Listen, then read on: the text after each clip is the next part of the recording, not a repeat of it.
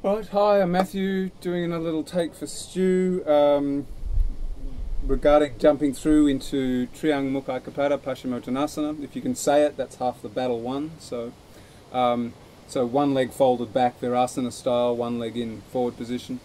There's a few sort of things like this, and just I would link this also with jumping through in general, is around coordination. So if you're having trouble getting through, it's often because you've got a goal in mind and you're thinking of the final piece you need to get to.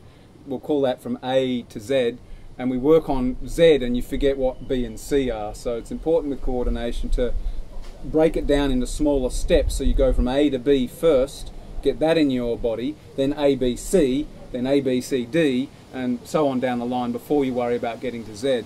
If I use the jump through model, if you're really lucky, you go from point A to point Z, but there's not a lot going on in between. You can get, if you're lucky, you'll get through. But for most students, that means you're missing B and C. So what I do with most students is, let's say that the first half is getting to the hips, the second half is getting to the front of the mat. Most students want to get to the front of the mat and they forget holding at the hips.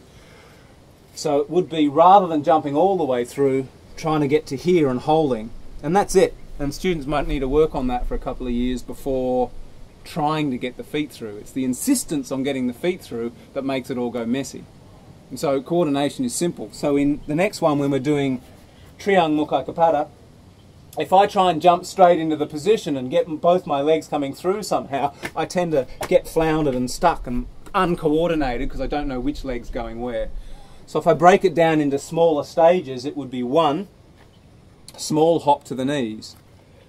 2, a longer hop, holding. 3, my left leg's going to go flat and slightly early. 4, it's going to come across a little bit. Got same position here. So we're getting used to my coordination of what leg's doing what. And then 5, it sneaks through. And then building on that towards holding into a jump. All right. So the first couple of points again would be 1, 2, 3. And just smaller steps so your coordination is clear what you're doing with what.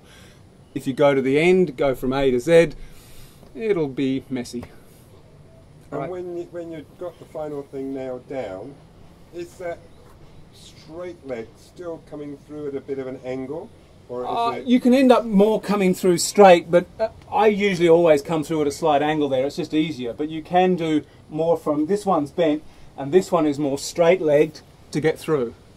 That's a lot harder though, so you know the easier version is to come through in a slight circle, semicircle.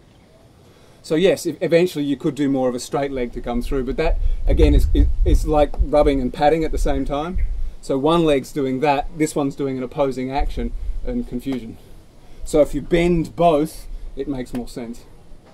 And if that's easy, then yes, you could straighten and bend. Ciao.